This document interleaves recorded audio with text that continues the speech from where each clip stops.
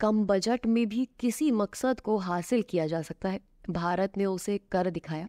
23 अगस्त को चांद के दक्षिणी ध्रुव पर विक्रम लैंडर को कामयाबी के साथ उतारकर इसरो और भारत ने साबित कर दिया है कि इरादे अगर दृढ़ हो तो समझ विकसित हो तो किसी भी तरह की बाधा सामने नहीं आती। चंद्रयान 3 के बजट को देखें तो महज 600 करोड़ में कामयाबी हासिल हुई। अगर इसकी तुलना चंद्रयान 2 के बजट करीब 900 करोड़ से करो तो उससे कम बजट में चंद्रयान 3 को चांद की सतह पर भारत पहुंचने में कामयाब हुआ। अगर इसे रूस लूना 25 मिशन से तुलना करो तो आधे से भी कम बजट में भारत ने सफलता हासिल की। आपको बता दें कि लूना 25 मिशन में रूस ने 1600 करोड़ रुपए खर्च किए थे।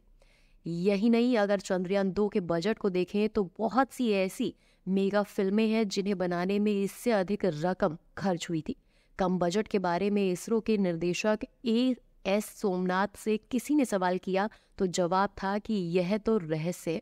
इसी सवाल का जवाब तलाशने की कोशिश हम करेंगे।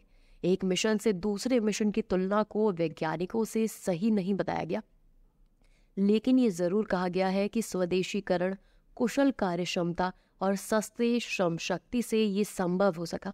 लूना 25 मिशन को चंद्रयान 3 के प्रक्षेपण के करीब 28 दिन बाद छोड़ा गया। चांद पर भारत के उतरने से पहले लूना 25 को उतरना था, हालांकि उनका मिशन नाकाम हो गया। दरअसल चांद की कक्षा में सीधे दाखिल होने के लिए लूना 25 में एक अतिरिक्त बूस्टर लगाया गया था, लेकिन चंद्रयान मिशन में वैसा कुछ नहीं था।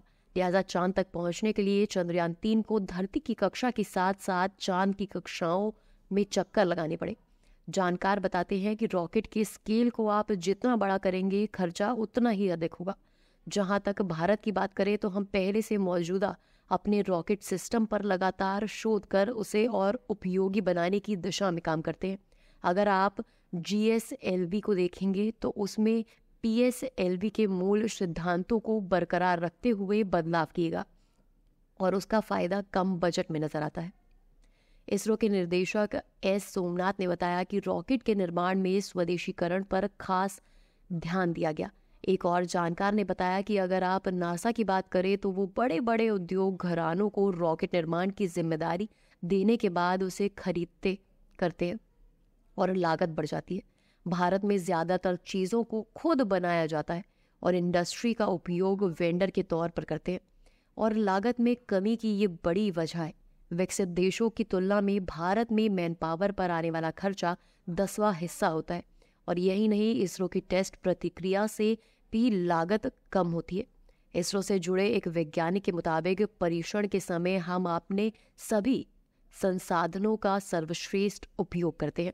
यूरोप में जहां एक इंजन को पास करने के लिए 8 टेस्ट किए जाते हैं, वहीं हम 2 टेस्ट में उसे दर्जे पर पहुंचते हैं और ज़्यादा ज़रूरी होने पर ही तीसरा टेस्ट करते हैं, और इस वजह से हार्डवेयर की लागत भी कम आती है।